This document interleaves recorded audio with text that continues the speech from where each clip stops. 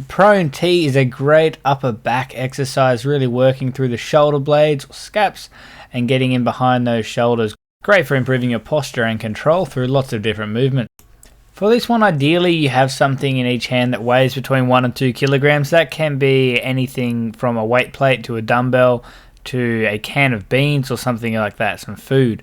Now we simply want to have our arms out to the side in a big T shape with the body. Palms are going to be facing forward. Now what we're doing from here is squeezing between the shoulder blades, pulling them up and straight up. We don't want to be pulling them back towards your hips or anything of that sort. It needs to come up. Give it a good squeeze at the top for a couple of seconds. What we really want to avoid is flinging the arms back, trying to reach as high as we can. That's not what we're going for. We're going for control, up, squeeze through the shoulder blades. Now you can do these as little pulses as well if that's something you're more comfortable with, or you want to mix it up a little bit. That is totally fine.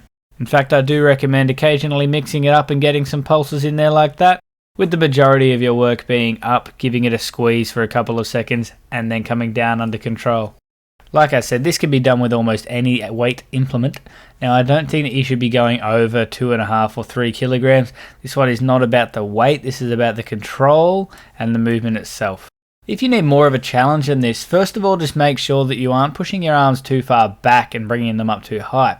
But once you're sure of that, this is a simple matter of giving it a squeeze for 3 to 5 seconds right at the top of the movement, going for that maximum contraction, squeezing those shoulder blades together as hard as you can. That is the prone T.